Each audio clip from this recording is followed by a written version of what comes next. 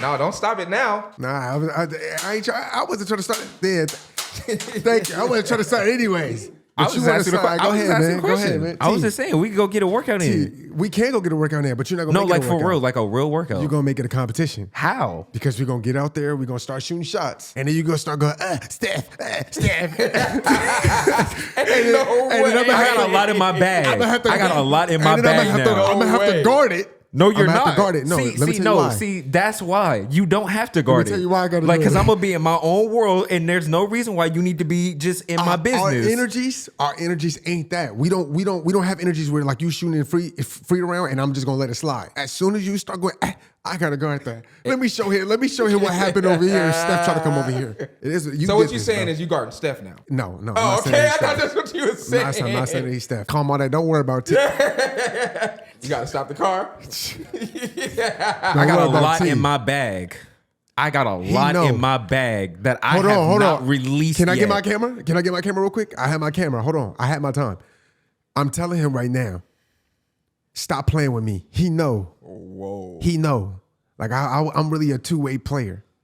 Not when I'm at this size, but when I'm smaller than this, so you a two-way player? I'm a two-way player. What are we doing? I'm a real 2K build. Don't do that. Both teams? Don't do that, bro. Don't do. All right, on that. All right, on that note, let's get this episode started. We are here for another episode of Reconize Game. Actually, this is the first, but not the first, but the first episode of the Reconize Game Podcast. I have two brothers here who I am just absolutely happy that they're here. These brothers, they're something else. Over 100,000 subscribers on YouTube. No, on the way to 100,000 subscribers on YouTube. Yeah, 50, on the way to 100 brick subscribers. by brick. Brick by brick. Brick by brick. On the way to 100,000 followers on Twitch. 5 million plus on YouTube for views. Yeah, little 5 million. Little something light. You know, God be blessed. Crazy. God be blessed. Crazy. Let me get it a little something. Worked with some of the biggest companies in the industry. We got Coca-Cola. We got AT&T. We got Car Partnership. Yeah. What else? Am I missing anything else? Chex Mix. Adobe Creator.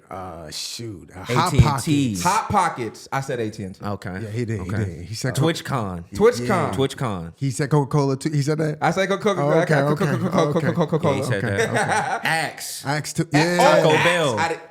Taco Bell. Okay, so as you guys can tell, the list goes on and on and on. I am more than happy and ecstatic to bring you my brothers. We got Big Brother Tre.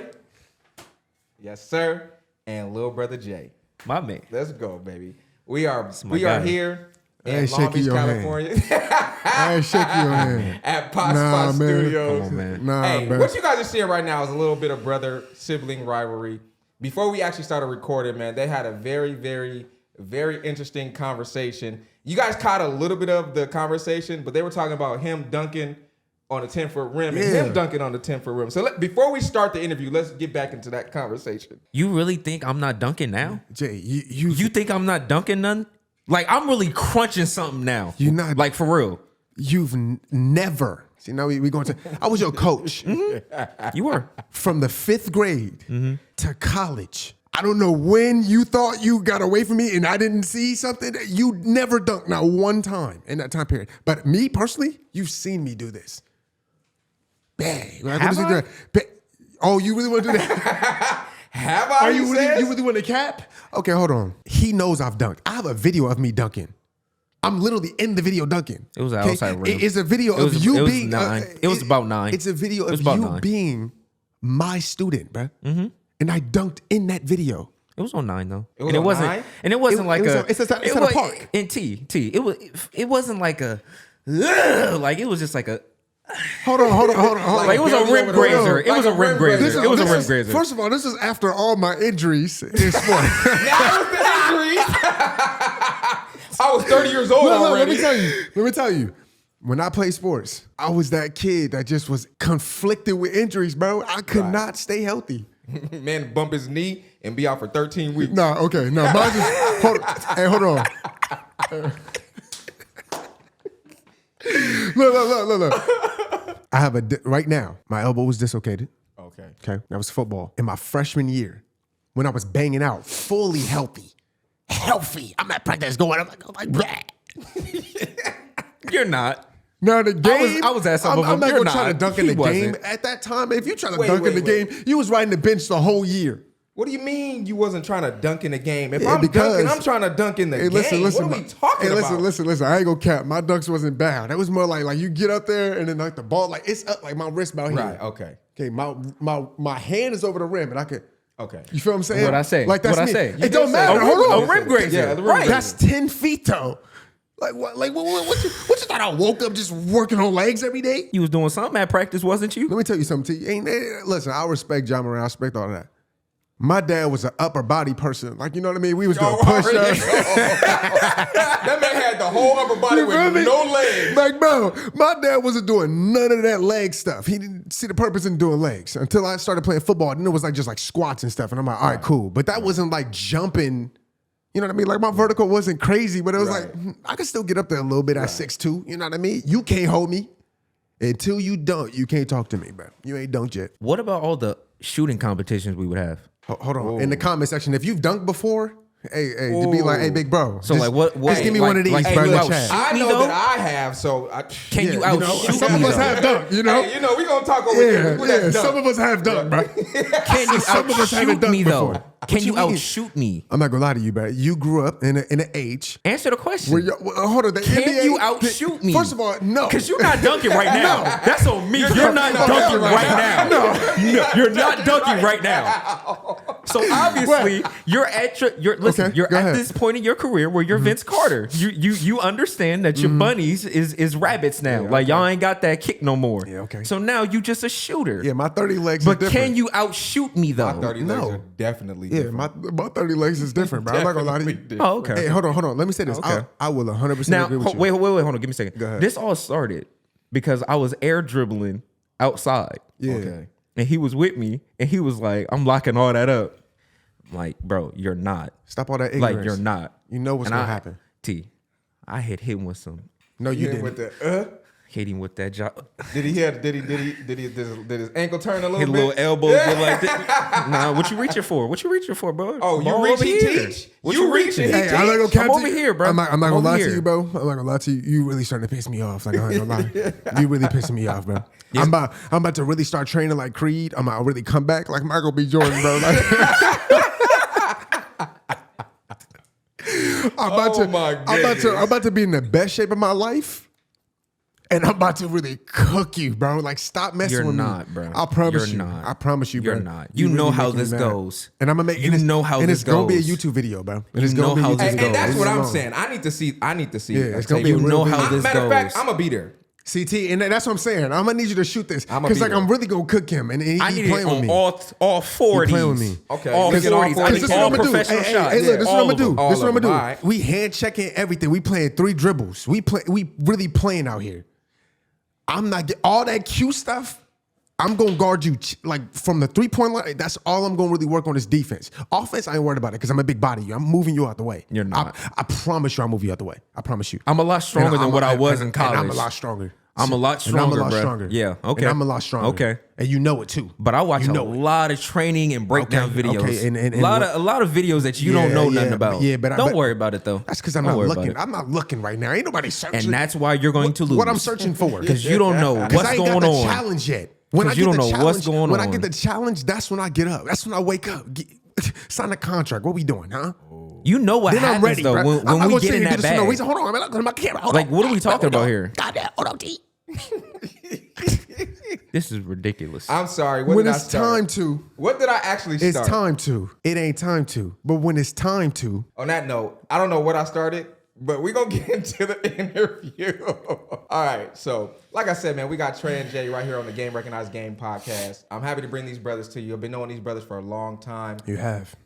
We finally met in person not too long ago, and now we're here just kind of shooting the breeze, talking, interviewing, just having a conversation. And that conversation that we just had was a conversation. Told y'all. That's not a conversation. So I was gonna start the interview off a little bit different, but now you guys are giving me so much to talk about. yeah. Go So ahead. there's obviously a healthy sibling rivalry here.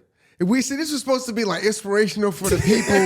Like they were supposed to see two black kings come together, do something new in a space where it's like it's not a lot of us. Right. And it's not a lot of us getting a lot of opportunities, but when we do get them, like these two, like they putting on to help open doors. That's what they're supposed to be about. That's very true. And it still is. And it still will But get it's back not. to that. It's changing. It okay? is. It's starting to become a little toxic. And then I'm trying to calm down a little bit and step back. So T, I want you to ask me some questions so I can calm down. Okay. Get a little bit of space, air this out a little bit. All right, so let's start in the beginning. You guys are brothers, but you also have a third brother who is your older brother. Yeah. So let's discuss what it was like growing up as three brothers. Because how different in age are you guys? So from the oldest to you to I'm Jay. 25. You're 25. Yeah, and I'm big 30. Like what we doing? Huh? Okay, and I'm big 30. And older brother is what? We big 30. Both? Okay, we big 30. We big. I'm here. No, oldest brother. Oh, the oldest brother? Oldest brother. Hold on, man. Hold on. Okay, Hold go on. ahead. Let me have my time. I'm big 30. Huh? That's how long I've been cooking him. There's 5 years where he didn't see what was going on. And then he finally came out, and that's why I was able to cook him all them years. Okay, now the oldest brother, 30, he should be 33. So there's really just a 6-year difference between the three of you. So describe what it was like growing up, you having to be his older brother, but also having an older brother. To be honest, it was really easy for me. Okay. I'll be honest. Cat. Okay. It was really Cat, easy. we gave you a run for your money. Stop playing. I already had 2 examples in front of me of what to do and what not to do. But then, because I was the last one, well, number one, I'm going to be honest. I wasn't even supposed to be here. That's a fact. Like being completely honest, our mom almost died having me. With her still giving birth to me, it caused a lot of pain and diseases to cause to her. So with me being the baby and just like how precious our mom seen me, I basically was, I was a spoiled little kid. The spoiled one. I was a spoiled one. Just being the baby, I was the golden child. I was the, hey, Jay, go ask dad to take us to Blockbuster.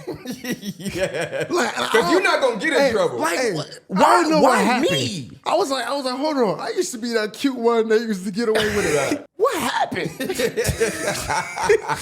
Hold on. I'm looking at myself different. Like, am I ugly? Like, hold up. Did I not pan out the way I was supposed to look? Right. But it was just like something like he just had the gift of just like my dad was just buttery. I was just like, hey, cool, shoot, hey, send them in. Yo, you gotta send it because the younger one don't ever get in trouble. Bro. Nope. Ever. All they frustration, anger, I caused the most whoopings out the whole house. I was the I troublesome can one. definitely see that. I can see that. I was the troublesome one. I was the one getting in trouble. I had bad grades. Well, it's grades. I was the one. It wasn't that I was a bad kid. You grow up in a household with 3 brothers. Your mom is sick. Your dad is working, but my dad was also trying to be. He was a singer. My dad was he was a singer. He was a entertainer. He had his song played on BET, and my dad was used to travel in San Francisco making music. He was gonna do the Apollo, but he didn't do it because it was at the time that he couldn't take that time away from my mom. Not too long. My mom was having seizures. She was really sick after she gave birth. Growing up like that, and not everybody gets all the attention. You grow up real fast, like very fast.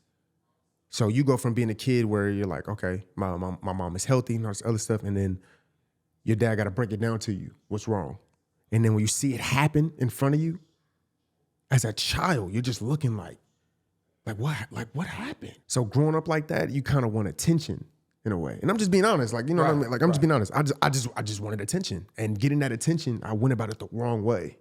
So the class clown, the acting up, but at a point, because you do grow up fast, you get out of that stage kind of quickly, and then like coaching him, and that's why I like that rivalry is because coaching him, it kind of helped me to find myself, to find like I don't need to be like this. I don't need to act like I have a little brother that really do look up to me and my oldest. So I'm like, all right, I gotta. And then other kids started looking up to me. So I'm like, dang, it was tough growing up as a kid, but that maturity, just because of that one circumstance, it changes you. So I've always felt like as brothers, We always had a little bit of a different understanding of how life felt or how life worked. You know, because I didn't get to go everywhere with my mom every single day and just like, nah, a lot of times we was just at the house playing video games and waiting, like taking shifts. My brother would go in there for a second. He'd go check on her. She kept saying she had a headache or anything. Then he would just sit in there in the room with her for about 45 minutes. And I'm in the living room playing Tekken. You know, Tekken 2. Sir. I'm over there, like, you know what I mean? Like, we playing Mega Man, we playing Metal Gear Solid. Right. And there was times where, like, you know, I played it, and then I'd be like, I had to tell him what happened. Mm-hmm. And then he would have to later go back and just replay it over and then try to figure it out himself. Like, it was different, bro. It was a different upbringing, but I still gave you a run for your money. What you mean? Huh? You thought NBA Street Volume 2? What are we talking about? NFL Street Volume 2? What are we talking about? Def Jam? Who did you ban me from using because I was cooking you so much with him? Who? Oh, okay. Who was it? Everybody. Hold on. Who was it? Everybody. No. Don't say everybody. Don't say everybody. Everybody was not in the Hazard household. Who was? No. Over here. Okay, hold on. Over here. I literally got banned from using a video game character because I was too good with him. Who do you think? I'm talking about in NBA Street Volume 2? Crazy. Who was the most broken character in NBA Street Volume 2? Was it Dr. J? Nope. I can't remember. You know who it is. It's the Aristotle. You know who it is. I can't remember. Bro. It's the big Aristotle. It's the big Superman. Okay. Was he not broken, bruh? I mean, Wilt Chamberlain couldn't stop him. The big Diesel. Hold on. The big Diesel. Shaq was the most broken character in basketball game history. He was unstoppable. What about Player 99 though? Okay, what's that? NBA Live 90, 98? Player 99 was MJ. That man had 99 everything, dog. Bro, you know how crazy it is when they was like, hey, yo, Jordan, there's this game that's coming out.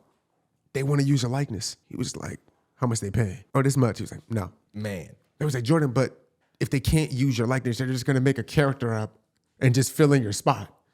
Okay. Yep. And then I feel like EA was like, oh, F him, 99. Because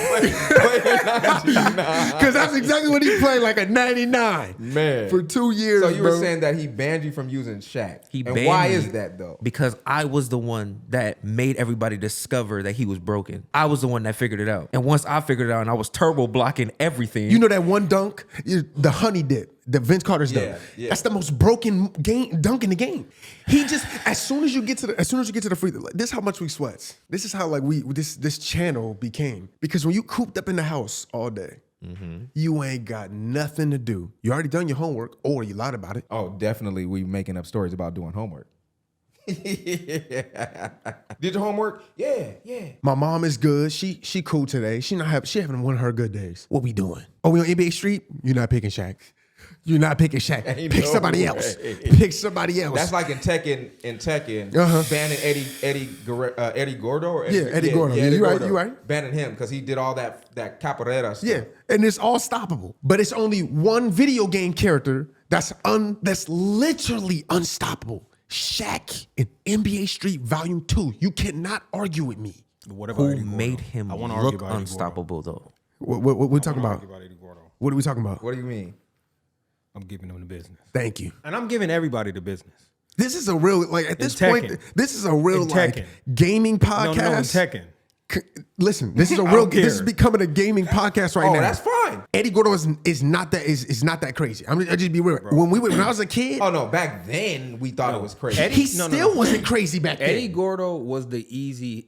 He was low. That was the button masher. That was the button masher. Eddie Gordo is low hanging fruit, like because all you had to do is mash a couple buttons. He's gonna do the flippery slippery. Yeah. Most people don't know real distancing, timing, and spacing. So then when he's doing a flippery slippery, and most people they ain't have nothing for him. And everybody that uses him. And everybody else on the Tekken platform, hey. You can't see him. It's my cousin. Hold on. Be careful. Side. Hold on. Wait. Be careful. Be careful. Like you talk about like anybody that's in the room that play Tekken 2. No. Anybody y'all know personally. Not anybody online. Just if y'all know anybody this. Okay. Oh, okay. Because there's some real ones out there. I'm a real one. I'm a real one. Hey, you know what, dog? When the new Tekken 8 come out, I'm him. I'm him, the tool man Taylor. T, I'm trying to tell you, he gonna get himself in trouble messing with some of these kids out here. I ain't gonna cap. It's some kids out here that really You understand gonna put the your game. name out there? You gonna put like what's gonna be your username? You gotta be careful who you call out nowadays. Because I'm just saying, Hey man, you go viral on TikTok, you gonna have people looking for you. hey bro, sexy wild beast. That is his OG PlayStation name. That's the real name? Yeah, it is. SXY_wild_beast. That's his OG PlayStation. Look me name. up, homie. Hey, I'm not gonna. I want it all. Hey, all the I tech, want it all. all the tech in the heads out here, man. I want it all. I need it all. Y'all know what to do. Hit my man's up. What we doing? All right, so let's get back into talking about like the way you guys grew up, having to grow up fast, being the baby, seeing your older brothers dealing with the situation with your mom. Did you realize what was going on back then? I had some bit of information, but there was a lot that was hidden from me. Witnessing my first time seeing her have a seizure, like I remember that experience because I remember it happening, and then I just remember one of them just taking me into the room, and then they just gave me the controller and they said, "Here, just play the game." And it was just like that confusion as a kid because like I know I seen something, but I don't know what I just seen happen to my mom. When it comes to being the baby, there's when I tell you, there's stuff that I'm finding out now that I'm 25 that I didn't know for years about people that I used to see them every day.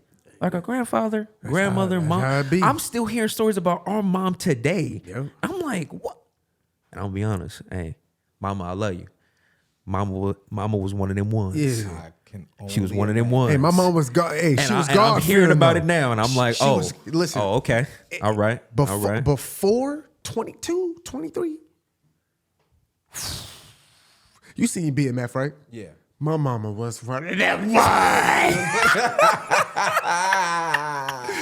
My mom was one of them people. Like you didn't cross her. Like you ain't met. Like my mom was one of them ones. But then she was like, "Look, I got kids now, and that's how a lot of mamas be.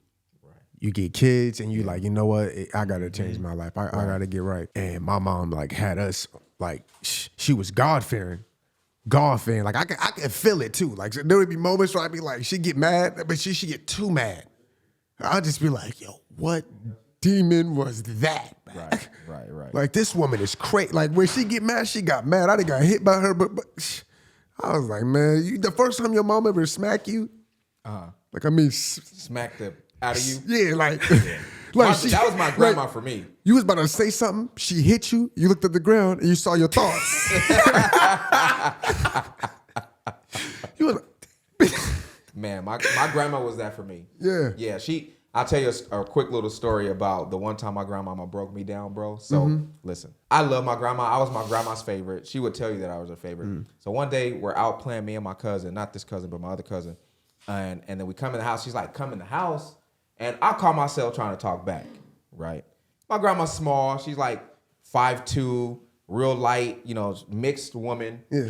And she was like, "Come." I'm like, "Nah." I try to get big on her. She's like, "Okay." So I came in the house when I wanted to come in the house. If that woman that's 5'2" didn't put me in a chokehold that I've never seen before, not only did she get behind me quicker than I don't know what, put me in a chokehold. And then she fell to the ground, bro. Like you like it was like MMA back then. Yeah. Before it was MMA. Yeah. I don't know where she got that from, but she put me in this chokehold, dropped down to the ground. I'm talking about choking me out. Yeah. My mom comes through the door. You know how when you see somebody and you look like, please help me? Yeah. But I couldn't talk because I was getting choked out. I gave my mama that please help me look. His eyes was big, man. My mama looked at my grandma, looked at me, and walked off. Bro, your life flashed. Bro. Over, man. Bro, so you tell me about strong black women and independent and just being somebody not to mess with. I understand that sentiment totally, brother. Yeah. Totally. Yeah. So it seems like moms, although moms, passed away when you guys were a little younger, it seems like she instilled a discipline, a sense of brotherly love between the three brothers. Describe what it was like when you guys started understanding what was happening and, and then the unfortunate passing of your mother? Well, I understood way before he did. I mean, the first time I remember the first time I had seen it happen to me, I was going crazy. I was spazzing. I looked like a cartoon character that be just running in circles for no reason. That was me. Like I literally just could not keep it together. My pops looked at me and was like, cause he was cool. I ain't never been hit so hard in my life. I couldn't even, he hit me and it just like all my childish ways just was like gone. I'm like, damn, this is really happening. He was like, you better calm down. Now come over here, put your hand on your mother. Talk to her, she can hear you. And it was those moments, like I was like, wow, I don't get it, but this is just what I'm just supposed to do. And it was like, as you get older, you start to understand. You're going to the doctor with her. You're hearing about it. You're hearing like what, okay, she needs you to do this from time to time. You got to do this for her, massage this, massage that, do that. The disease she had was fibromyalgia. At that time, she didn't know what that was. It was just like. Couldn't even spell it. Like you just couldn't even spell it. Like they just got black women just getting fibromyalgia all over. And it's just like, they didn't even know what it was. Like it just came out of nowhere. Nowadays, it's better taken care of now. But back then, she didn't have the help. The doctors just was making mistake after mistake after mistake. And like, I don't know, it's really hard to explain. It's like she never went about life like a victim. She wasn't a victim. She was like, this is what God has given. This is what my life is. I'm a story, I'm a testimony. So as we live every single day, your Bible's being written. Mm-hmm. The Bible's nothing but history. It's a bunch of history. It's like a guidebook, but your life is being written. So when she looked at it the same way, so every time she woke up, she was like, I might not be as good as I felt yet. Like yesterday might have been a good day for me. Today might be worse, but the whole point is I got to keep going because I got this one, and this one. And that push of having 3 kids made her push more. So when we see her keep pushing, like the times that we would go to the mall, you know, when you go to the mall with your parents, it's different. Yeah. You know, you can't touch nothing. You better not touch nothing. You better not touch nothing. Oh, you can, but you better not. Exactly. You better not steal nothing, and you better not get caught doing anything you ain't supposed to be doing. Yep. Now she said, "Okay, go over there." Now that story that we always went to is like we went to the mall. We're going straight to GameStop. That's where every single time. Every time. I'm not trying to look at nothing else. Nope. And so that right there, like that was, I don't know. I can't explain it to you, but like whenever you went to Blockbuster, when you went to Blockbuster, you walked in and you see all these racks, and my mom would just be like, "Y'all go over there and go find what y'all want." And I know what she's going to go get. She's going to go either rent Soul Food or some black movie. Right. And I'm like, okay, so we going over there. We walk over there. It's me and my brothers. Like, she like, y'all get 3. Y'all get 3. Each one of y'all get 1 game. Mind you, you're not buying the game. Right.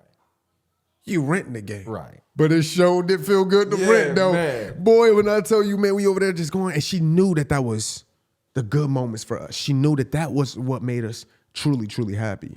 So that moving into teenage years and adulthood, like, well, let me go back to teenage years when I was cooking him. So he wasn't. In the teenage years, I never really got along with the kids in my year. It was like a select few people that I was like, all right, like them would be like technically my Tclean. Right, you know what I mean? Right. It's only a handful of them. I wasn't really one of those people that was like, I was trying to be cool with everybody on campus because of just being with my mom. Was like, I had to always keep that stuff a secret. Everybody out just hear like everybody telling their business. And I remember one time somebody found out about my mom. And when the kids turned it into a joke. Oh, you was in trouble a lot then. I was like, oh, okay. I see how this. And I was like, then I finally understood what my dad was talking about. Because my dad would be like, look, what's going on with your mom ain't nobody business. And I shared it with one person that I called a friend. And so after that, I just never shared it. And I kept that part of my life like really like hidden from people. So how many fights did you get in? Because I know none really. Because I know that around that time, like, when we're younger minded, you would think that somebody saying, we always have this thing about, black people have this thing about you say something about my mama. Yeah. No, I wasn't one of those kids. Because my mom was so God-fearing. My mom raised me in church. Let me tell y'all this. I was in church at 6 a.m. We. I'm sorry, we. Us. As a matter of fact, anybody that was in our house, except for my dad. My dad was just he was a heathen. Right? He was like, nah. Anybody that Ain't no way you just call your daddy a heathen. My dad will tell you he look, Oh my look. God, bro. My mom, she was one of those people, she just really believed like God called her to help people. And she did. When my mother helped somebody, when they left better than when they came. My mom would have people come live with us. See, that was the only time where I'd be like, you sure God told you that? But I don't play with Jesus. Right. It's because, sometimes I'd be thinking like maybe she'd be hearing me on the other side and she'd be creeping into my dreams. Right. So I'd be like, all right, hold on. My mom used to she would always give a handout. And I'd be like, okay, cool. So I got this person living in the house. I barely know him. But they had church with me at 6 a.m. So my mom's powers is that strong. So all of us was in church. I'm talking about Bible study, choir rehearsal. I was a drummer. The plays. You're not hearing me, T. No. I got church is an all-day Sunday thing. school. I have regular school. I already have homework to do. I got to learn a song. I got to learn this beat. I got to be able to play. Then you want me to be in a play too. And you want me to write these essays about, like, cause you got to learn, you got to read the Bible, you got to learn it, you got to write these essays. And you write the essays and they'll pay you for like anything that you needed for school and stuff. You will earn that money and you're supposed to spend it for like school. I'm like, okay, we doing a lot. I'm asking my friends, what was y'all doing over summer break? They're like, oh man, we went out here, Disneyland, did this, went there. And I'm like, they was like, what'd you do? Church. You know what I'm gonna do? I'm gonna just enjoy my cafeteria food, something I'll never do, because y'all just ruined my whole summer. Like, damn, I'm really at church all the time.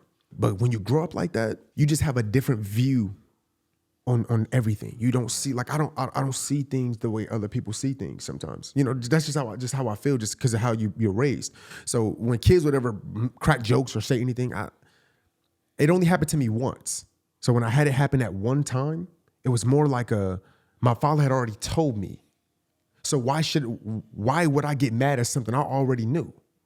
And that's how, like, that's the type of, like, you were warned before that. Yeah, that's a very good discipline to have. So for me, I didn't get mad. I more so got angry at myself for not listening. Right. So after that, I really realized, like, all right, look, school is rough. You gonna get picked on for everything. Yeah. I mean, I got picked, like, bro, growing up, we didn't have a lot. Right. But my mom and dad always tried. That's the one thing I could say. My mom and dad always put their best foot forward. 100%. We didn't have the best shoes, bro. I had on Supreme Shacks. You feel what I'm saying? I ain't, not the Adidas version. I'm talking about Shacks. Right. I was playing basketball in Shacks. Yeah. I was in class in Shacks. Basically, I had on Shacks. Right. No, not to disrespect Shacks, but on the schooling scale, Oh yeah, you're the bottom of the totem pole. you can have like J's. That was like the top. Like J's was the top. If you had J's, you was automatically cool.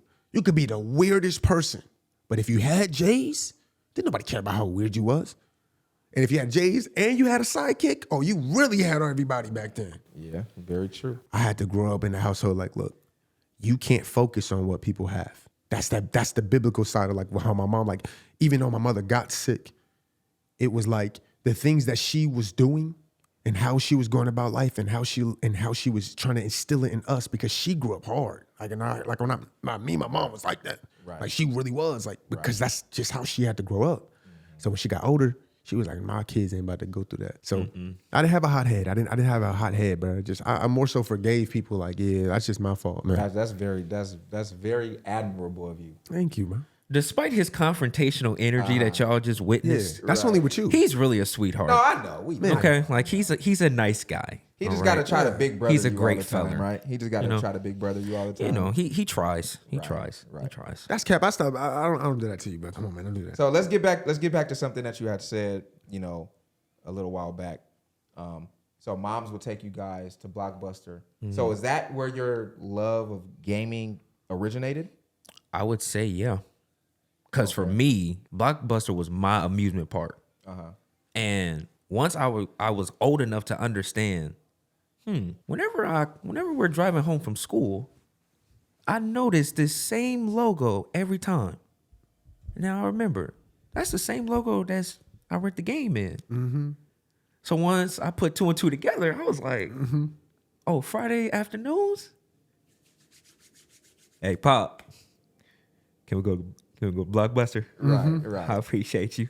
And for me, it was just like that experience of going into something that felt like its own world and being able to grab different game cases, look at the back, and really imagine yourself playing what you may think the game is like just having that moment of letting your imagination run wild. That for me was always just a grand experience. And now that I'm older, video gaming is even more fun for me now because I've now started to appreciate playing single player games because now I'm not basically letting the game dictate what it is that I'm doing, but now that it's me creating my own world that I'm bringing other people into, and then also learning to develop emotional connections to the characters in the game and really understanding or trying to understand what the developers were trying to showcase with the game and stuff like that. And Blockbuster is definitely a special place in my heart. And I do actually have it on my bucket list to go to the last Blockbuster. Hopefully it's still up. Yeah, I can imagine having that's kind of like a family tradition for you guys. You said it was something that you guys did like Friday 100%. afternoon. So 100%. The whole family, mom, dad, brothers, pack into the car, go to Blockbuster. No. Okay. Negative. It wasn't that jolly. Like to be honest with you, my mom and dad probably just got into an argument. Or No, let me tell you the truth. Let me tell you. Hold on, because like you think about it in your mind, y'all be like, you packed the bags? Yeah, honey, let's get up out of here. Right. No. It was more like, did you pay this? I thought you was paying it. I told you that you were supposed to pay this on this day, and then he come in and be like, Dad, can we go to Blockbuster? Come on. And I know what it is. You know what it is? It's because he don't feel like arguing no more, so you need a break. Right. So that's why I kept sending him. I see. Listen, he might be the cute little. I'm the brains. Right. Okay, no, actually, my oldest brother was the brains. I was the one that just convinced him to do it. You know what I mean? he was the persuader. Yeah. Okay. He was the persuader. See, Moni's the thing, salesperson. He'll tell you his ideas. Yeah. And you go get the thing done. and then I go in there and go get it done. Like, I got you. Don't worry. Mm-hmm. Yeah. That's a cool little system y'all had there. You got him telling you what to do, you telling him what to do, and him y'all getting middle it done. brothers know what I'm talking about, man. See, here's the thing though. See, with our dad, it started with Moni, then Tre, then me. But with our mom, it was me, Tre, then Moni. Nah. It was you, Moni, then me. Let's be honest, man. Bro, Let's really? be honest, man. Really? She had me at the bottom of the pack, bro. Look, my mom loved me, but I ain't gonna cap to you. A lot of people, what people love me for is I like to be energy for people. Like, especially if I see you having a bad day, I don't want you to sit in that rut.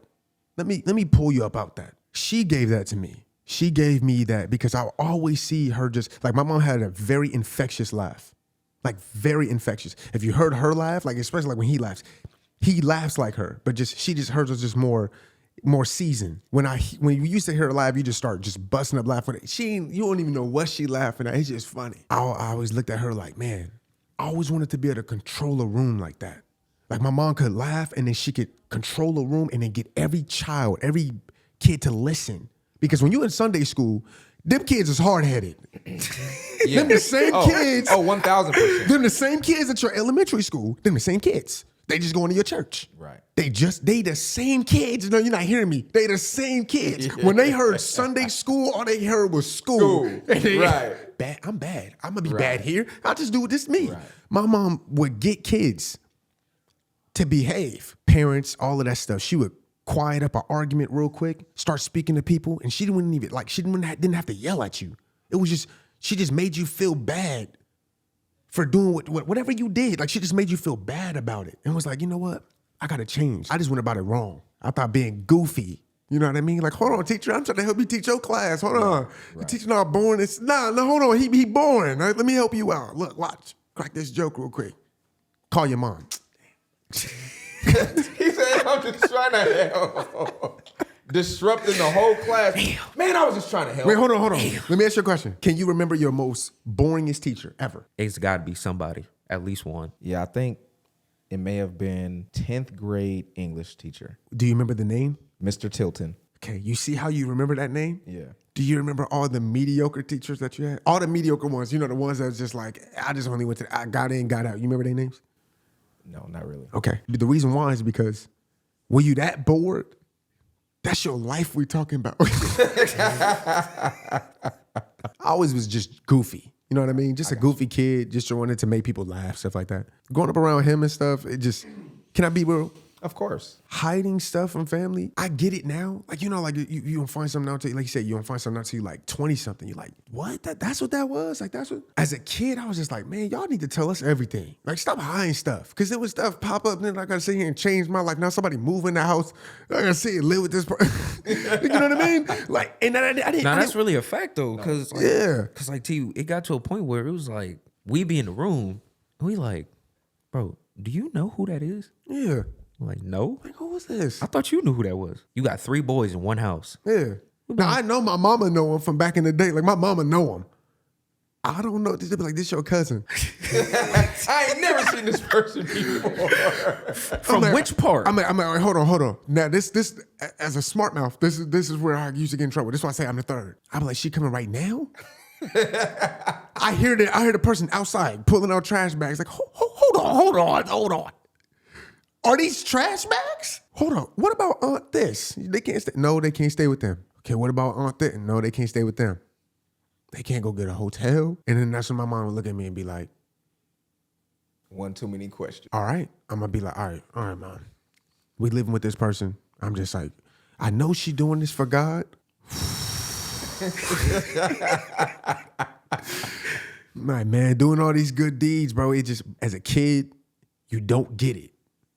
You don't understand it. You don't understand this is a real person in need. Even though you have to pay for them. Right. But they've made bad life decisions and now whipping. So I'm going to be real, man. Growing up like that is tough. It's different. But it also makes you strong, man. Like, it make you real strong. Like, in this business, it's not easy. It's not easy in this business. No, it's not. We are always bettering ourselves. We're always growing. You're not doing a 9-to-5 job like where it's organized for you to do something a specific way and they're training you to do that specific thing. You don't get trained to be an entertainer.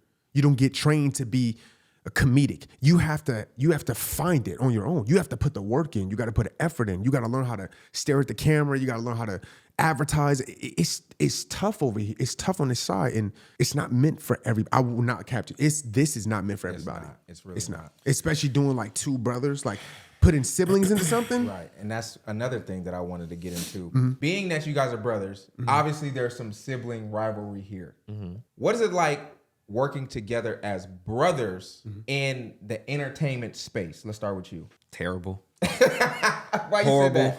disgusting. I'm trying to start something. At some point, All right, man. it becomes abusive. Listen, if there's any streaming company, gaming org that is signing a free agent, okay, at Justin Hazard on all of my social media platforms. Go and holler at me. My 10-day contract, whatever y'all need. I'm just playing. It's been a journey.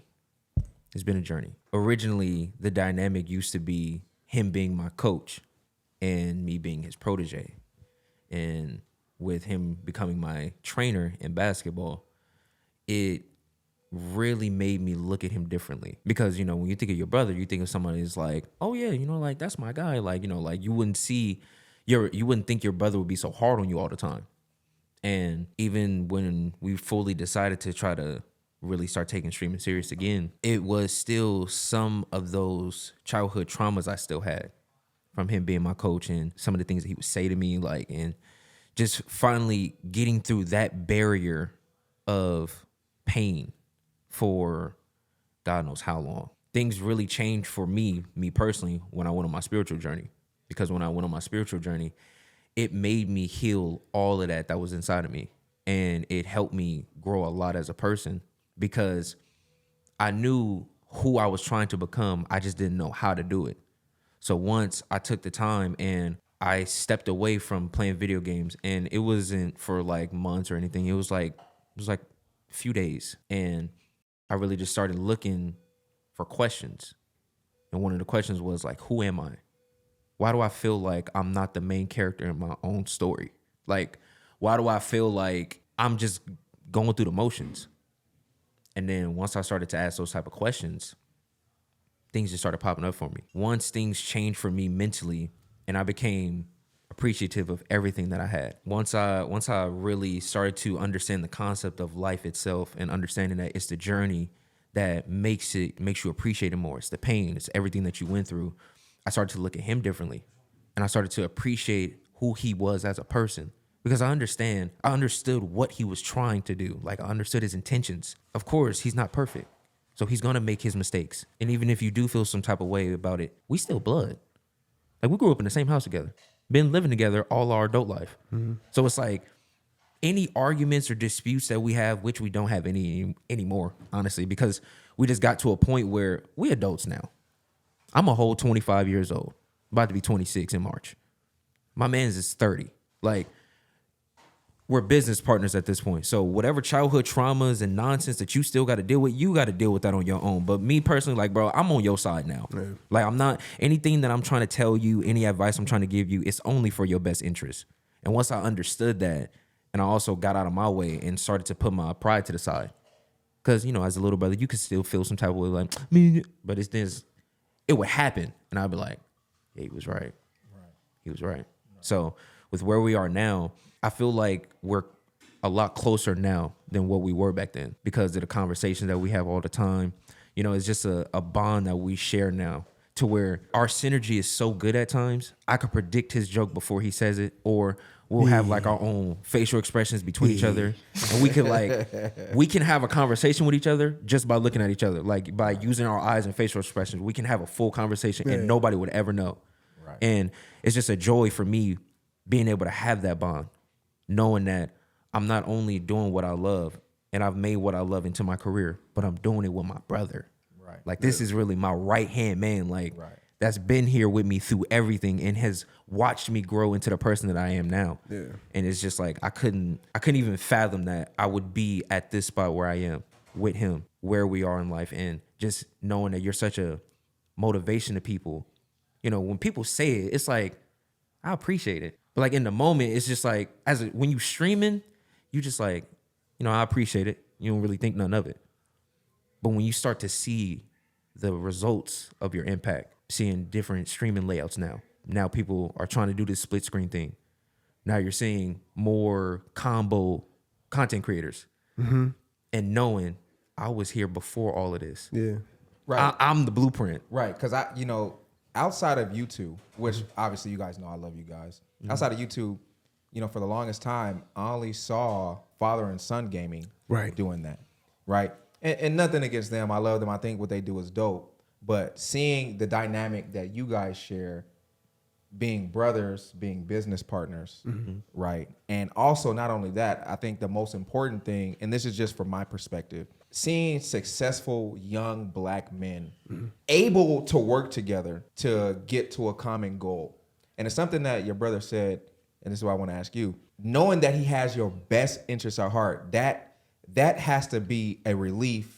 Yeah. And it has to be a valuable asset because, like you said earlier, in this business, you don't know what's real or what's not. Yeah. But what you always know is real is your brother. Yeah. When you work with family, you know what you're getting. The more you work with family, it's going to get worse first before it gets better. Because you have to start to separate the difference between work and family, like who you are as brothers and then who you are as Tre And J. There's a difference, and you have to know when to go in and out of that difference. And at the beginning, it wasn't easy. It really wasn't. Like I'm talking about the bickering, the arguing, the just like stuff that we saying stuff that ain't got nothing to do with the show, like because you so mad, but you're forgetting that there's a line that you can't cross. Right. On stream. You seen it? Yeah, I've definitely seen it. We go at each other like, bro, like, hey, don't speak. Now we still gonna put this show on. But don't speak to me. Don't say nothing to me. You talk to your fans, I'll talk to mine. Right. You talk to your side of the chat. Which is crazy. And I'll talk to my side of the chat. Like there were specific viewers that we would only talk to. I'm ignoring and you knew. Like, all right, man. Are they mad at each other? Yeah. All right, bro. And then people trying to jump in and they trying to help. And that's how you know who on your side and who not. When they jump in and talk about, like, Jay, you wrong. Shut up. Ain't nobody ask you. Right. So it's like those moments, we stop having those. Now, when we have a disagreement, we understand, like, we're talking about the game. We're not talking about anything else. We're talking about just this. Going through those little arguments, going through those fights, and you grow. Like, you really do. You grow. Like I said, it gets worse first before it gets better. But once it does start to get better, you move on past. I love the Wayans bros. They're like such a prime example of when your family is gifted. You know you're gifted, but you got to figure out a way how to allow the world to be able to see it. allow the world to see how they can make you laugh different from how anybody else can. They do something that's entertaining in their own way. That's just how they do it. It's not that theirs is better than anybody else's. It's not that they trying to compare themselves. They just them. And that's what I love about us too. It's not, I'm not trying to be better than them. Not trying to go above you. I'm not trying to, we only competitive when we're putting on a show. And that's to show other people like how to be competitive between family without like being, I would say toxic about it. Yep. Cause I've seen, in the 2K community, when we really blew up for the first time, watching friends turn on each other, people that I'm like, oh, y'all really rock with each other over one game. You're not talking to each other. It's quote unquote, it's on site. Y'all not making videos together no more. Like y'all whole dynamic changed. And I'm like, dang, over one game. And it didn't seem like a big deal at the time, but then you go later and you be like, dang, that dude's career was kind of different. Because it was like, when you have a dynamic, it's hard to reciprocate that. And so as brothers, I'm like, look, there's gonna be times where you're not gonna like me. And that's okay. As long as you can respect me and respect me enough that even if you don't like me, I still got your best interest in whatever we doing. We gonna be just fine. And like I said, bro, that having that knowledge is invaluable when you're doing what it is that we do here. Yeah, it is. Because like I said, so many people you'll think will really be your person that's not really your person. Mm-hmm. and I know this is probably not something that you guys want to talk about, but I remember a story that you told about when you guys first found out about the situation on Reddit. Yeah. So let's get back into that specific story. Okay. We're playing Mortal Kombat. And it just, I joke around with our chat all the time. I'd be like, look, we was playing the game. We was on the game for about we was playing a story mode. So the story mode was like really long. So I'm like, we've been on for about at least we were already 10 on for hours, like 5. Yeah, like 5. So we did a regular stream that day into Mortal Kombat. And then we did 5 hours of Mortal Kombat story. So we was on for about like 10, almost like 12. It was about like 12 hours at that time. Yeah. So I'm like, when you really sit down and do a 12-hour show and you do these all the time, like it wasn't like we just did them like every now and then. We were doing 12-hour shows a lot, 14-hour shows a lot. And so when you do them that much, your body gets taxed. But for us, we just different. You know what I mean? Like it's just two crackheads. Got that dog in me. You know what I mean? We just crackhead. Wait, speak for yourself. Hey, he needs to speak for himself. We was on it, okay? We was on it. it. When I tell y'all we was working that night, and I thought to myself, like, I'm gonna just be funny. I'm gonna crack a joke about $20 because they wanted to see the game. I said, hey, listen, y'all drop a hot 20 and we'll finish the Mortal Kombat story tonight. Let me repeat what I said. We'll finish the Mortal Kombat story. Y'all drop a hot 20. It's done tonight. I said 20. I didn't say 100,000. I said 20. Somebody clipped it, posted it on Reddit, and the title was Money Hungry Streamers Forcing Chat to Pay Money to Finish Stream. And they only clipped that one part. We go to bed. We finish the game. We was going to finish the game regardless. I love our community. We was going to finish the game regardless. Which is also included in the clip as well, in the full version of the clip. It's included that he says that he's just going to give the money back and then says that the money that everybody donates is going to be used for a subscriber King of the Hill. So y'all was going to win the money anyways. Yeah. Now, mind you, they only took what I said about the $20. Not that I was going to donate it back for a tournament. Nothing. I said, okay. If I could add. Go ahead. Which also wasn't said in an aggressive tone of voice either. Nope. It was a joke. You know me. Right. You know me. By the way. I do.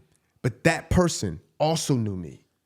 They've been following for 5 years. They knew me because they were having a bad day. And Jay and I had just left 2K. People were upset at the fact that we left 2K. They didn't like the fact that we left 2K. So Jay and I was just trying to make a career. So somebody found that that moment and was like, got him. Flipped it. I go to bed. We went to bed at like 3 in the morning, almost 4 in the morning. Definitely was late. I wake up, I check my phone, and I'm like, I see all of these Twitter mentions, and I'm like, oh shoot, we blowing up. We finna go crazy. I look and I see the Reddit post, and I'm like, oh, we blowing up on a website I never even heard of before? Oh, this is great. God, I see you. I see the title, Money Hungry. And I was like, wait, hold on. Why we blowing up for this? I check it. I go to the actual Reddit post. It's at like 250,000 views. And I'm like, hold on. This ain't it. This can't be it. Next thing I know, I see another post. Then I'm like, all right. This is really picking up. I see, what's it called? Dexterdo. Oh, we know what Dexter. If Dexterdo pick up a story, they picked it up. And I'm like, oh, y'all, this is really happening. Over $20. I'd be damned if I asked for 100. God, man. For 20? I'm like, wow, they trying to end our career. So then they was like, they sent it to Twitch, and then Twitch started to look into it like, we're going to look into it and investigate to see if this was, because you can't do that on the platform. And that's a ban type of punishment. Yeah. I'm like, wow, bruh. Is this it? I'm like, I see our whole fan base. When we got our whole fan base, we get on stream. That next morning, we got on stream. Nah, we was going to address this. I'm sorry. I messaged Jay. I woke up and I saw it first. So I messaged him. I was like, Jay, get up now. Look at this. By the time he got up and he finally checked everything, got dressed, it was already like 500,000. It's growing. Oh my goodness. I'm like, this is So you know. Like, bruh. You know something is urgent. If somebody texts you, get up and look at this now in all caps with an exclamation mark. You know, this is the first thing I'm seeing. Oh, I banged on his door. I'm like, I banged on the door. Like, check your phone. Like, nah, bro. I said, and there's it's like no way. There's no way. In the middle of it all, like in the middle of that, like it was so chaotic. It was just like you're watching the numbers grow, and then you're seeing all these mentions coming at you, and I'm like. It feels like you're in the algorithm for all negativity. Yeah. Genuinely. Like genuinely. You start seeing like, I'm reading the messages. I'm like, all right, look, the post might be going crazy, but I'm pretty sure people watched it and they're like, this $20. Like, bro, that ain't nothing. That's $20. I look at the comments. I'm thinking they're on my side. Man. It was like, look at these. I can't say here. Look at these N-words. Look at these poor $20. They must be that broke. Go get a real job. Like I mean, like really going in on us. I'm like, why? Not a single person thought to themselves like, what if this is taken out of context? So then Jay and I had to I took the full clip and I put it up on my Twitter. I put the full clip up there, and I'm like, I sent it to Dexterdo, and I'm like. Watch the full clip. When they put it, then everybody started retweeting them. Watch the full clip. And then they apologized and took it down. But I'm like, the Reddit post stayed up there. Yeah. That thing reached like, I can't remember what it reached, but it reached something crazy where it was like from time to time. Yeah, it's still up. It's still up somewhere. From time to time, like we used to have a person like maybe about, let's say like 6 months after everything calmed down. 6 months after, this is during Battle BO4 blackout. Mm-hmm. Start seeing people come in still like, look at the money hungry streamers. Those same people that came in are some of the people that have now been subbed to us for like 40 months now. No, I'm being honest. Like when we got up, I was scared. I thought this was over. You just don't be knowing what God got planned, bro. Man. You really don't. You don't know what God got planned. Like stop acting like you do. You don't. You know what I mean? Yeah. Like you just gotta let him work. When I tell you, it was a lot of people. It was people that started coming in. It was just like, y'all gotta address it. And at first we wasn't gonna really address it. We was just gonna get on stream and then just be like, but we wasn't gonna address it yet. When we finally showed the full clip and the full video, it was so many people that was just like, wow. And then the person that put us up there they had the nuts to show up and was like, we're in the middle of it all. And I'm like, we're showing them everything. And I'm like, look at this Reddit post. Like, this is crazy. And look at the full clip of what was said. And I'm like, and the funny thing, and then when we do the tournament, I put that in there too. And I'm like, this is crazy.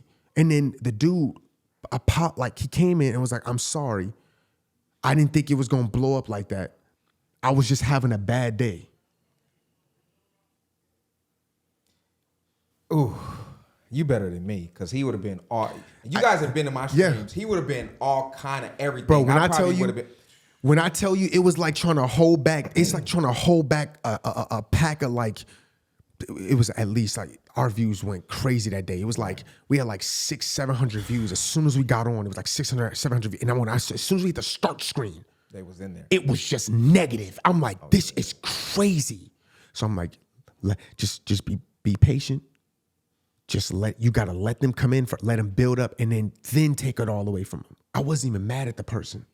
I didn't even realize it, honestly. Yeah. Like when you just in the heat of it, you just looking at your chat and you seeing most of your supporters, then a bunch of troll messages. Most of your supporters, bunch of troll messages.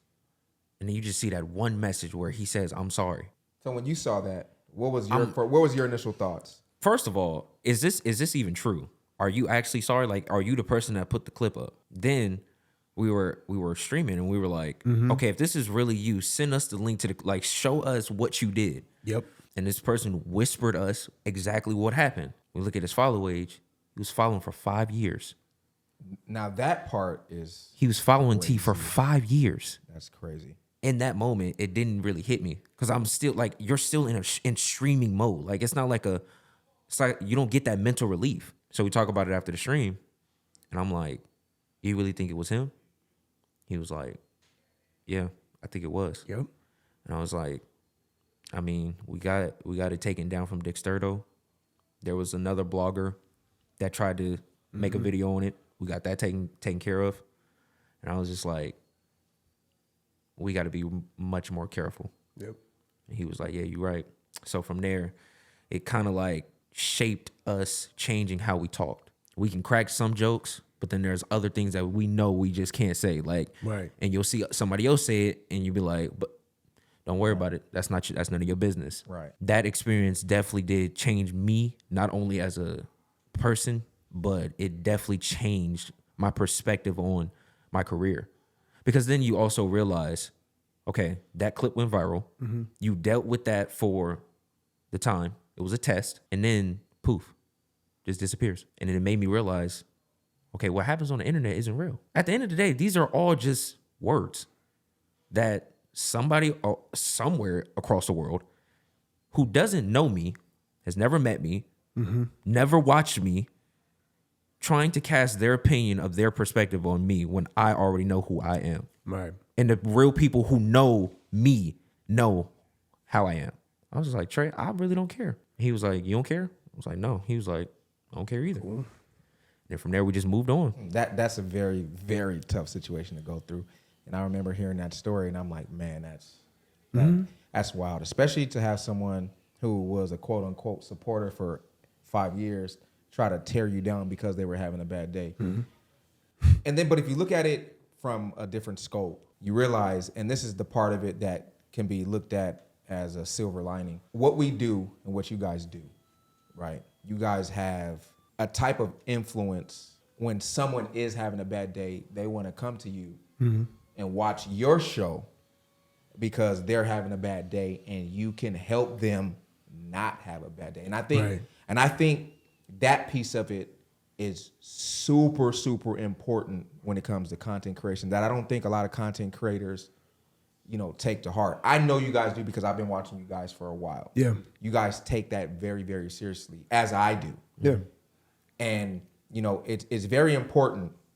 And I'm going to look in the camera. Where's my camera? My camera's here. Okay. I'm going to look in the camera, and I'm going to say, it's very important to have positivity, put out good karma, and to just know that you have a responsibility, which I know you guys feel that you guys have that responsibility, 100%. To not only try to grow your career, but do it in a way that's a testimony. That's a full, we have a lot of full circle moments. It's a testimony, just like how you're saying how your mom's life was a testimony. That's a testimony to the masses. This is the second time I heard that story, and it's still shocking to me.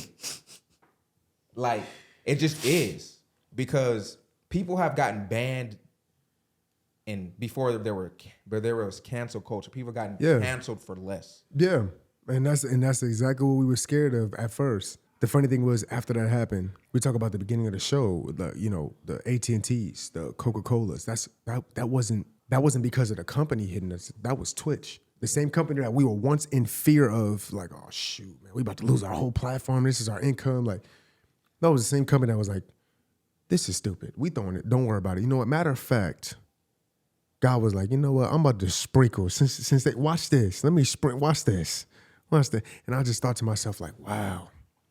Like my mom was like everything that my mom ever told me about. I ain't trying to make this religious. Yeah, I don't make it religious. Please. It's just my walk. You know what I mean? Please. Like my mom was so serious about her walk, and she was like, "God is watching you, baby. He watching. He see you. He hear you. So when you keep doing good deeds and at least you're trying. You ain't gotta stop walking in fear. Stop walking scared to be who you are and do what you are sent here to do. And when you're doing this job and you're going at it, you can start to feel lost at some points. You know, like am I not, like doing enough? Am I not out there enough? Am I not like, you start to question like if you can keep up at that level, if you can play at this level. But when you just sit back and you just realize like my gift is my gift. It's what makes me who I am. I'm not here to try to pretend to be something. I am what I am. I'm here to just show it to the world. And for those people that just want to just click and they just want to watch somebody take their mind off whatever they're doing. That's what I'm there for. Because this is what I do. I don't really look at like negative stuff as negative anymore. I just look at it like that's an energy. What I do is an energy. And somebody can either take my energy and try to push it to be something negative, but you can't. Because my energy is what it is. Because I am who I am. That when you get that down, I promise you, when you do this job, when you get that down, opportunities come your way. And then when you professionalize that, that's what a lot of people like. Your professionalism it's taking the you that you are every single day, and you're just like, okay, I won't say that in this room. And what I thought about it is, talk to people like when you're on camera, talk to people the same way you talk to your pastor. There's certain things I would never say in front of my pastor. Now, when I'm on my shows, I'm not all the way like, we talk, Yeah. When you realize this company's watching, some of these companies not gonna rock with you like that. They just not. If you just saying certain things, you're doing, they just not gonna rock with you. You could have a great career, but it'll just be a little bit different than the one that I'm going for. And that's sort of another thing that I always want people to, there's a lot of people that be like, I want to have what y'all have. I be telling people, don't wish that, because you don't know my full story. Because if you want what I have, then God gonna start putting you through the things I've been through. So your mom gonna start going through some stuff. You don't want that.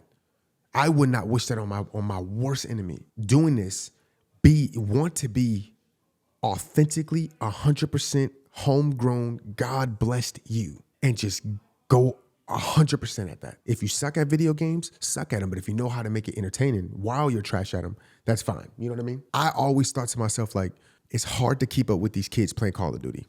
It's tough. I won't lie to you. T, you know. Because this one right here. It's tough, bro. This one right here. He's something else. Listen, if you've ever played Call of Duty, you're more like me. You could be like, okay, look, if I had an archetype, I'm not super aggressive, but I'm aggressive enough where I know how to like, oh, you piss him, you shoot me and ran? Okay, yeah.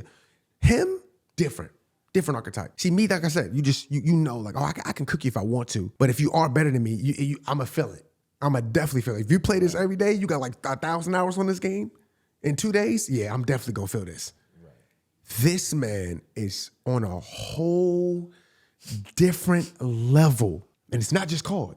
It's every game that he touches that's a shooter. It's funny that you say that because I look at him and I just know that he can pick up anything and instantly be great at it. Bringing this back to COD, right? I always felt like you were one of the most underrated Warzone players in the whole scene. If people were just to click into a stream that you do, they would see that you're moving on a different type of time. Mm-hmm. So I guess the question that I'm asking is he cheating? That's what we all wondering. I'm wondering it too. I can tell you that I know that he's not because I've played. I live with him. I've played with him. I've played the game with him. Yeah. Excuse me. Pause. And understand, guys, I don't mean this to sound cocky or anything, but I want your honest opinion. Do you ever sometimes sit back and think like, if they just saw me, they would know? 100,000%. Yeah, because that's strong right there. You know, the beautiful thing about where I am in my life, this isn't my first time blowing up. A lot of people don't know where I really come from when it comes to my gaming career on Twitch. Tell them. There would be no Tre And J if, number one, shout out to our brother Moni. Big brother Moni. My man had PS4. I had Call Ghosts. And you remember in Call Ghosts, if you had a PS4, you could upgrade and get the better edition and play it on a PS4. I was junior in high school. On certain days, I would stream off of Moni's setup because, on the PlayStation 4, you could just live stream off the console. On the PlayStation, yeah. So, and before it got all cute and all aesthetically pleasing like how it is now, like it was just the game screen, and at the bottom it was just really clunky, and it was your chat. Yeah. And if somebody came in and said something, you saw it. If they didn't, it is what it is. But for me, it was just I just want somebody to just watch me play, because before it used to be Tre and Moni. They would just come in and just watch me play. Yeah. So then for me, it just, I guess you could say it became that craving for people to see me, because it's like I've put in so many hours. I don't want to just be playing just so that I can only see this. Like, I know I can bring value to somebody's life through my playing style, because the way I play, there are life lessons within everything that I'm doing. As I started to grow, I don't think you caught. Like, I'm not thinking this deep when I'm playing. You know what I mean? Like, I'm just playing. Me too. You know what I mean? Me too, dog. Me too. Like he learning metaphorical values. He got this man seeing colors and different shapes. I'm like, bro, like, what are you seeing that I'm not seeing? That man just eyes just see at a different speed. Bro, this type of stuff where I be like, where I be with him, and then he start going like this, and this is where I start losing him. I'm just like, bro, see, I don't see the game like this, bro. And this is going back to my spiritual journey, because, when I was playing on console, I felt that I was capped. I felt like I was capped because, on console, there isn't no aim training, frames, FOV until now. But back then, everything that I was doing was just based off of hours and talent. So then once I went on my spiritual journey and I started to appreciate the fact that I could play Call of Duty every single day, I could play my favorite game every day as a job and get paid. I get to get paid to play my favorite game every single day. They don't get that. They don't understand that part. Like, you got to understand, I'm getting paid and getting flown out to events, and I'm a partner for the company that I've been playing their game since I was a child. Mm-hmm.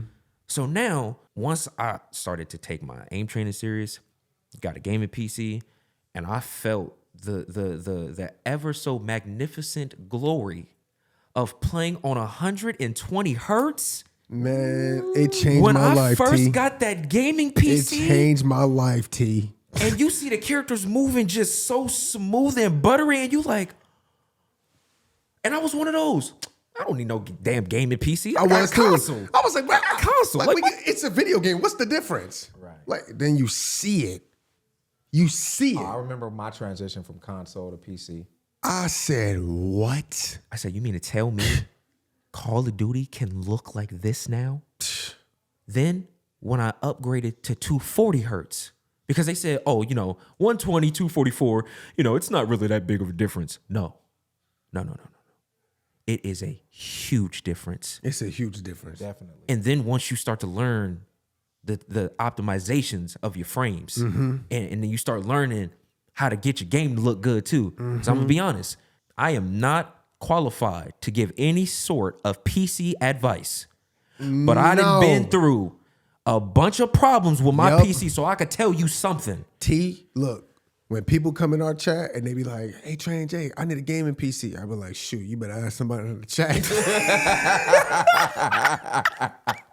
I really do feel like I'm gifted and I'm meant to be here. Despite what I've been through, despite how, our views may look, it means more to me to hear it from the actual Twitch staff members, hearing them say, your guys' numbers don't speak on you guys' value.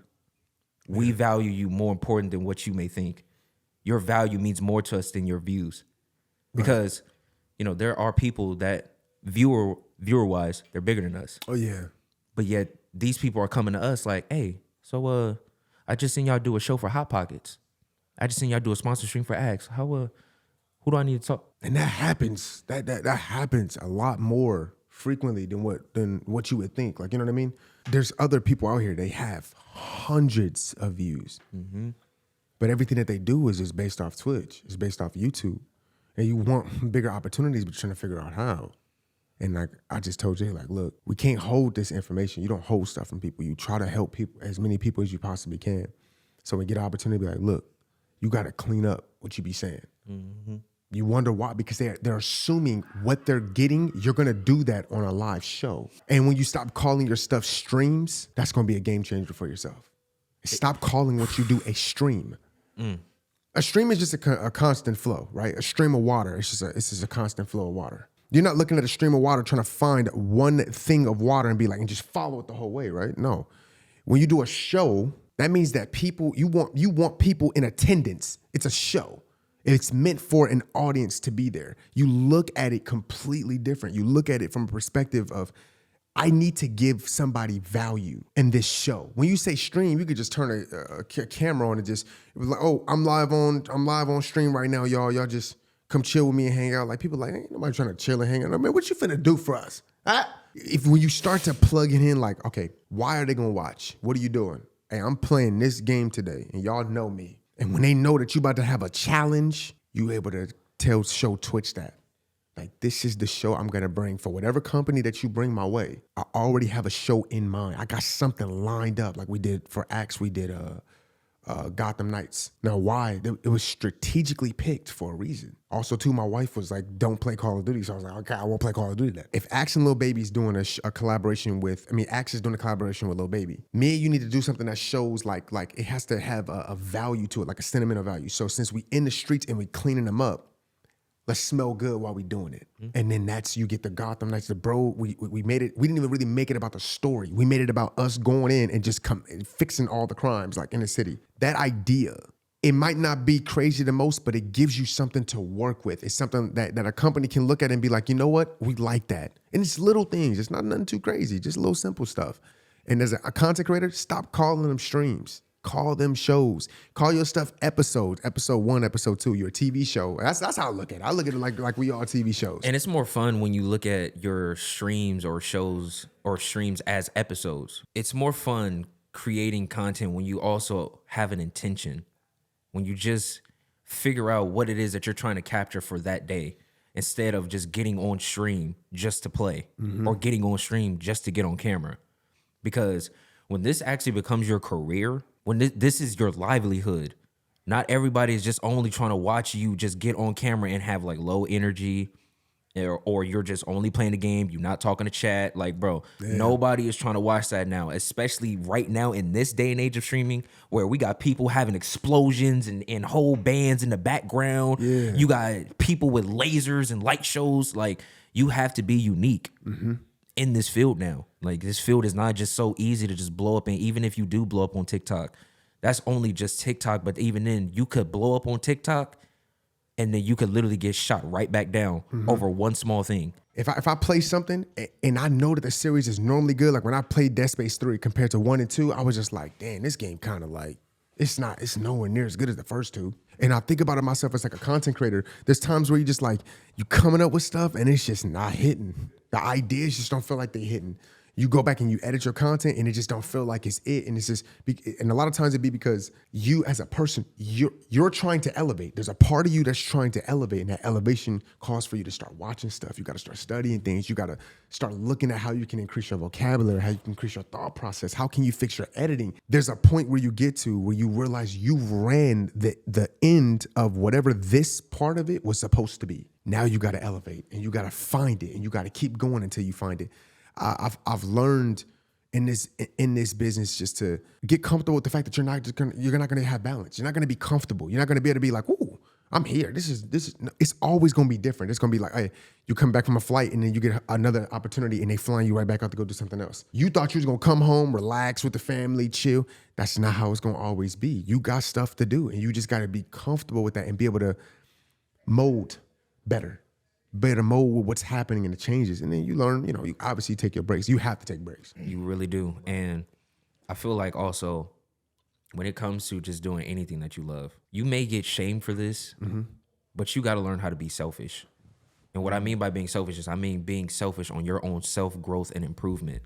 Because I'm going to be honest, there's so much that I want to achieve and accomplish. Just going out and hanging out with friends, it's not my vibe right now. Like when you are actually focused on your goals, on your plans, and you're seeing them manifest in front of you. Right. it's like a momentum burst. And it's like, okay, hanging out with you for a day is cool, but like I could put this work into this and almost guarantee that I'm finna get a return out of this. Right. So just also understanding it's like when you become selfish on your own growth, that's when people really care about you. Because when you're around somebody all the time, that commodity ain't there. But when you disappear for about a month, that person's like, damn, things feel different without him. And then that absence helps them appreciate you when you're here. Our grandmother, she just turned 80 yesterday. Happy birthday, Grandma. Happy birthday, happy Ducky. birthday, Ducky. You know? Love you. Beautiful soul, you. Just seeing her. The one thing that I love about our grandmother is that she's never lost her inner child. She's 80 years old. And she's about... Yeah, she bad. She about smaller than this chair. She bad. And she be acting like, up. No, not like bad in a weird way. I mean, she like a bad kid. Like she bad. Like me, I gotta like tell her what not to be doing. She'll do stuff like a kid. No, I'm being dead serious. Right. It'd be like, don't touch this. And she'll be like, ooh. And I'd be like, duck. Don't eat that. And she'll go, what you doing over here? I'm glad that she chimed in because I actually wanted to get to. That's my producer over there. What's up, producer? I actually wanted to get to how Lex is involved in your guys' shows. The way you guys have your show set up, you guys have you on one side. Yeah. You on one side.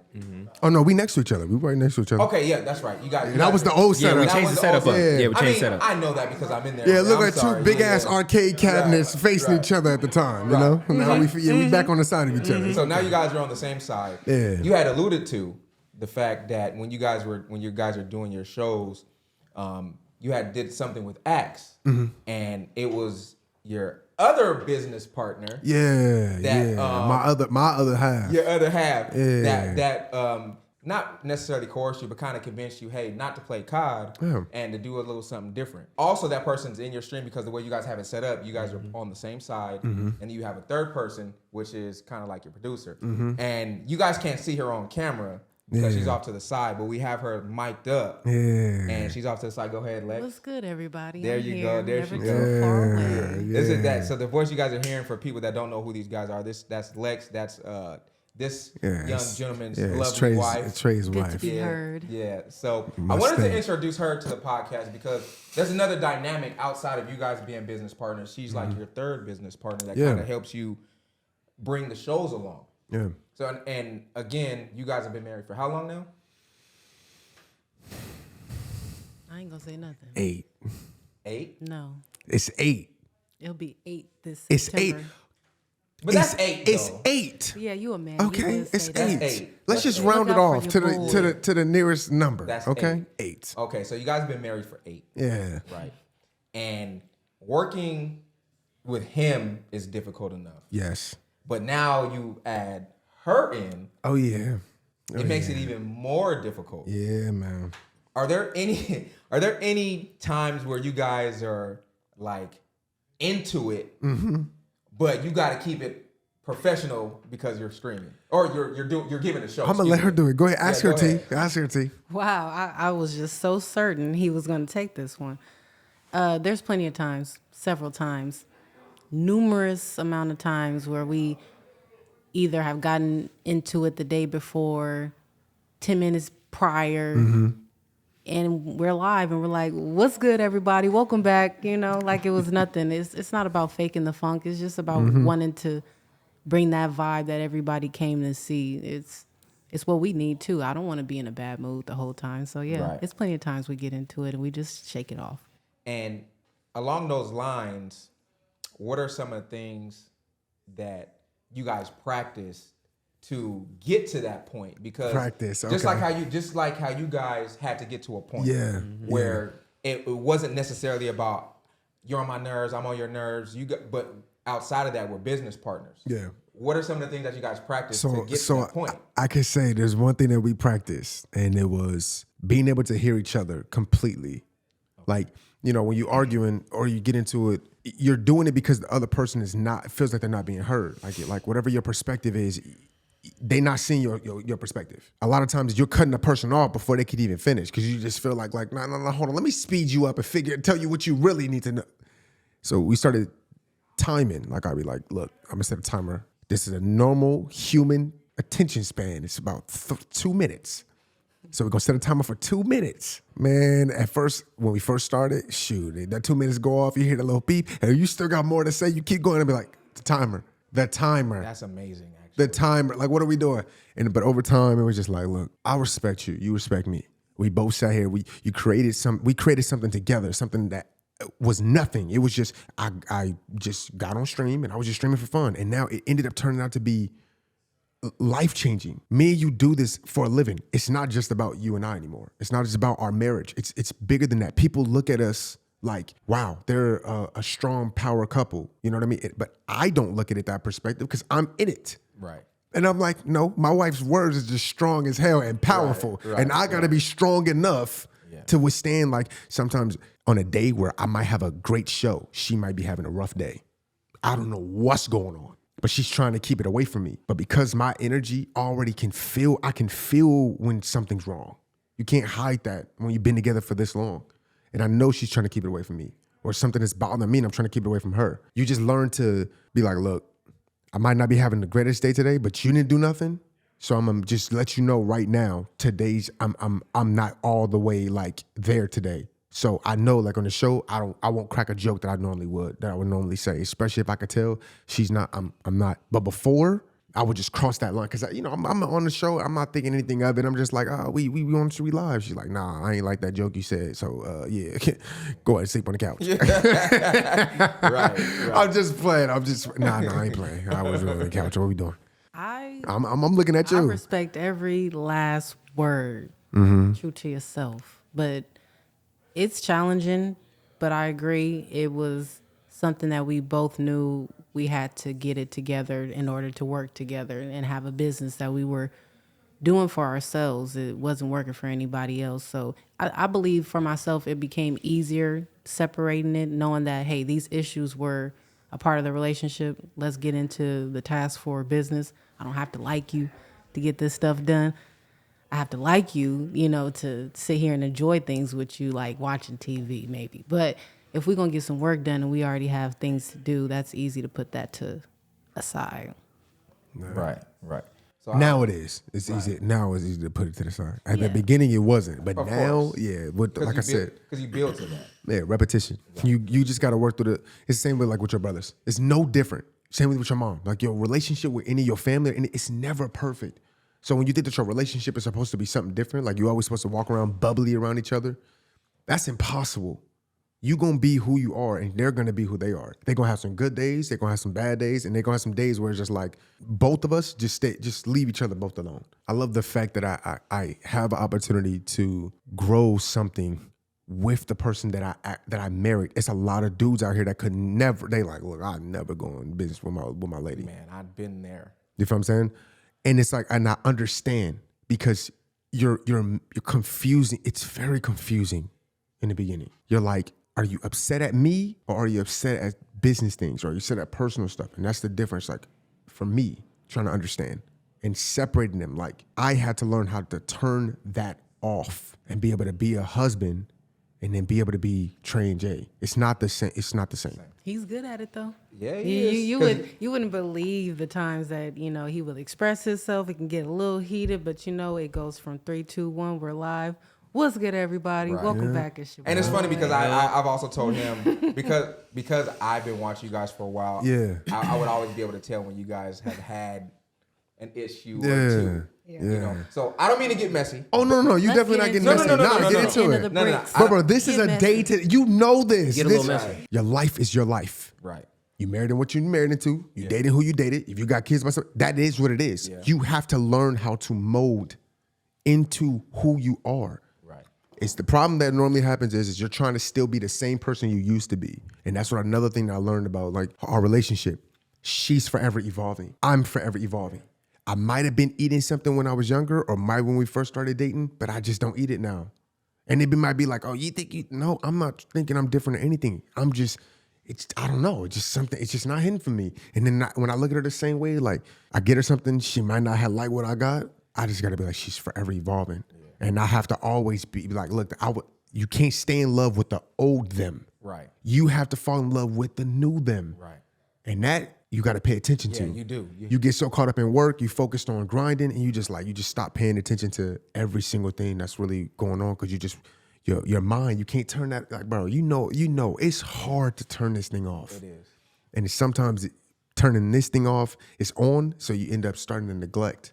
And you're not trying to at all. You know what I mean? But you're just on a mission, and you just have to learn how to, like I said, separate it. You got to learn to separate being the you that people want you to be and the people that see that you are. And then you have to separate being the you that's still growing, still building. And that's what everything as a whole. You don't change, you don't take away things and be like, well, Tre And J's the hut. No, bro, you all the time. But you just need to learn how to separate them and be like, this is the side of you that needs to grow, and focus and pay attention on this. What is your relationship like with Lex? It's definitely grown from what it used to be, because originally she was someone that I just knew was dating my brother. But as I started to be around her more, and then we ended up going to high school together, and I actually started to be able to hang out with her in school and be able to see like how, like things are, like she really put me on to a lot of game that I didn't know when I was a freshman, and just being able to hang out with her and having already that validation from seniors, like, oh, that's her little brother, like, don't mess with him, and just knowing that Nope, better not. when I'm at school, like she knows where I'm at, I know where she at, and I know I'm always safe, like I'm always good.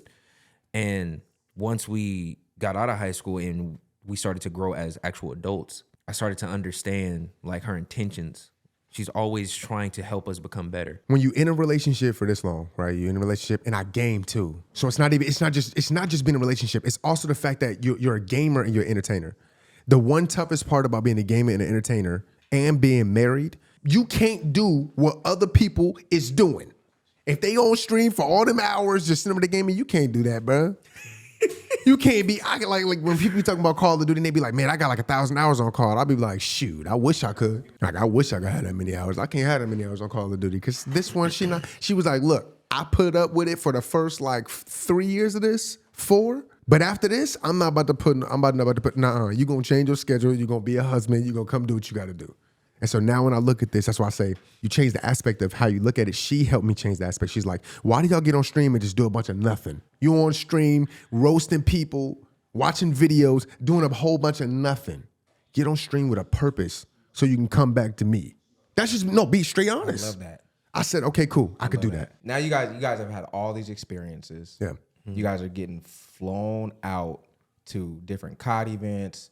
You got all these different brands that you guys have worked with. You guys have gotten these sponsorships. You guys have done a lot in your career. You guys are at a point where you're a little older, right? And now the young gun is coming up. Fully loaded. Because this young man, bro. this young man is a beast. Yeah. Like we said that earlier. And, I don't really watch a lot of Call of Duty content anymore like that. But I do always love when I go into the stream and I see you guys playing COD and the way you guys have your setup set up. You guys do the switching of the screens, and it's always interesting to me when I watch this man play. I can remember a time, you guys know this story. I can remember a time where we were playing Warzone. This Warzone 1. This man would be running circles around people, and he damn sure ran a circle around me. Yep. I caught him. Tell your testimony. Right, because I got to testify tonight. I caught him. He had just got into a fight. I think he may have wiped the team. Might have been a 3-man, 4-man. And because he had killed me earlier on in the game. And I know that I caught him reloading. I know that he had to be reloading. And I know that he ain't played up fully. No. I know for a fact because I hear it. And I'm there. You know how fast you got there. Like, and I know how fast I got there. Yeah. When I tell you this motherfucker ran a circle around me to kill me. Yep. Who you think he be practicing that on? And I only been playing for like 5 years. He been playing for 15 plus. Right. I only been playing for 5. I started off in the worst time for Call of Duty. I started off in BO4 was great. Amazing Call of Duty. The rest afterwards have been poo. Right. So mind you, I bet he's been building his game up. He's like, look, when you saw him at this point now, you're seeing him after he didn't use me as a test dummy, as a little lab rat, just so he can figure out like how he can keep cooking my camera in 500 different ways. And I'm like, wow. Cooking your camera, bro, I'm telling you, I should have killed him. Yes. That's what you feel. I've never been turned on so fast. Yep, that's what you feel. And I'm good at the game. But not like this. No, me neither. And I have no problem with saying that. As the older brother, I'm not be real with you. There's like players like Sterling Sharp and Shannon Sharp, which Sterling Sharp was like, some people would say like, hey, Sterling could be better if you want to say, you can say that. Nobody can miss that argument with me. They'd be like, who's better? Him. And it's crazy because right. It's crazy because you have the hierarchy of the siblings. You got the older brother, the middle brother, the younger brother, and the younger brother is always the guy. When you look at situations like that, the younger brother is always the guy. He has this. I think it's like I said. Like I think what he said before. You have opportunity to watch the other two. So when I used to have to figure out a game, you remember playing Resident Evil like 2 back in the day, playing Metal Gear Solid. Right. There was no handouts. There was no tutorials. There was no guide. Right. If you got lost, you was lost. You was lost. You was really lost. And then you had to wait until like it was like a X play. Yeah. Yep. To try to see if if they was gonna show like a segment of helping people beat. But back then gaming was so hard. But he watched me and Moni put it because we had the time to.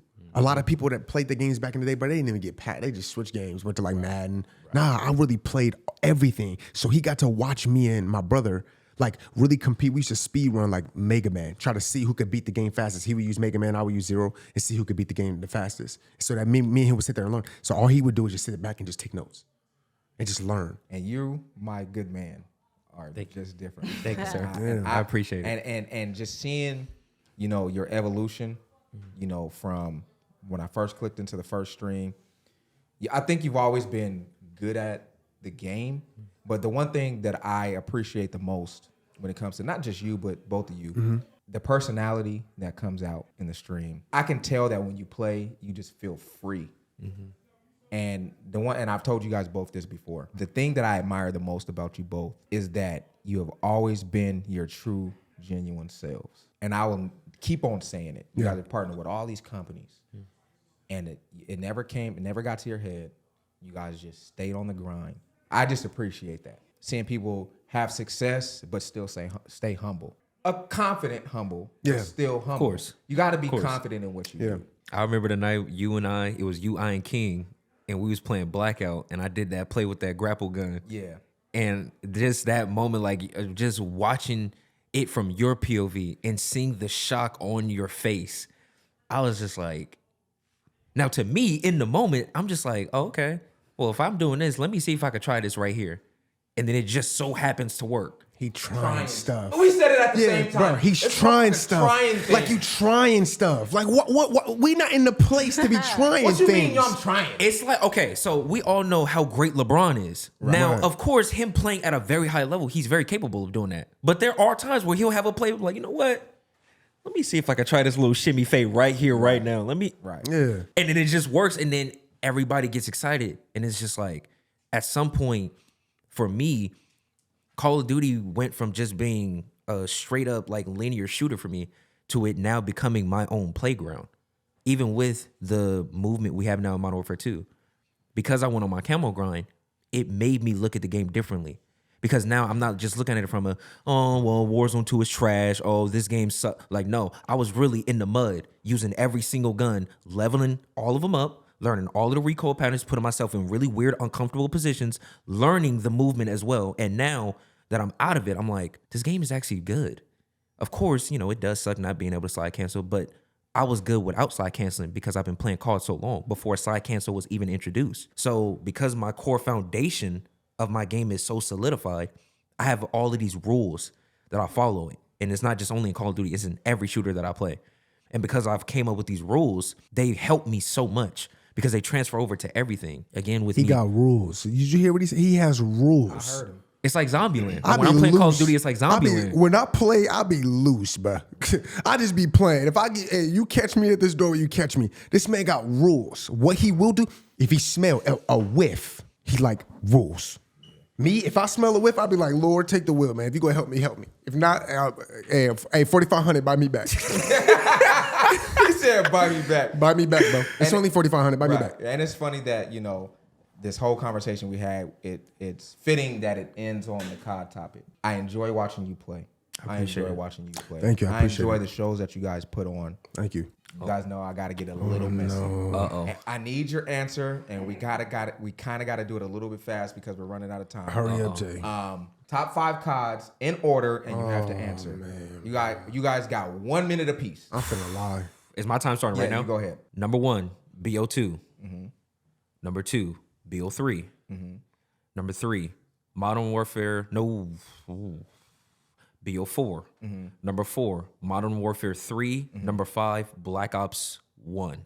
The fact that AW didn't make that list is crazy to me. Because that's where you actually blew up on Twitch the first time. I know. And that's crazy. You didn't But have it's just AW. the childhood value. Got you. You know what I Okay. mean? It's the childhood value. Now this is a stank question, and you real messy. I'm only calling these out because it's the ones that I've played. Number 1, BO4. I'm gonna say it like how you said it. Number 2, Modern Warfare 2. Watch this, Mike. Hold on. Watch this. Modern Warfare 2019. I have to because that's the best I got. That's solid. Vanguard. Oh shoot. Cold War. It's his list. Man. MW2 2022, bro. That's the best it gets, bro. That's your list is your list. Hey, These are that's the all I only have. cards he's ever played. These are the only cards that These I are played. the only cards he's ever So played. mind y'all, take Ease up it- off my man, please. take So it you're easy just on not me. gonna say Ghost. He ain't played it. I didn't play Ghost. So you're just not gonna say Ghost. I can't lie. If I lie, because all people gonna do. Listen, Campaigns is different. Is a different story. My Campaigns real, we could talk. okay, if you say campaigns, I can talk about that. But if you talk about online gameplay, where the real community was, can't say that. You gotta leave me out, bro. I wasn't a part So of I'm it. gonna ask you one more time. So you're just not gonna say Ghost. Ghost was So terrible. you're just so you're just gonna look me in my face. Ghost story wise, like I said, if you ask me stories, I'll give you a whole different answer if you ask me stories. But gameplay online, I can't. I have Just to say give them Ghost time. anyway. Ghost. Whatever then. Anyway, Honorable mention. I appreciate you, my brother. Thank you for coming through. Yes, sir. Big brother Trey. Yes, sir. Thank you for coming through, little brother Jay. Handsome man. fella you. Yeah, I appreciate y'all. That was Tre And J, ladies and gentlemen. Great conversation with them boys. I really appreciate them for coming through. If you guys haven't already done so already, please hit that subscribe button. Make sure you turn on those post notifications for the next time I drop another podcast. Game Reconize Game, out of here. Appreciate y'all. Out. Yes, sir.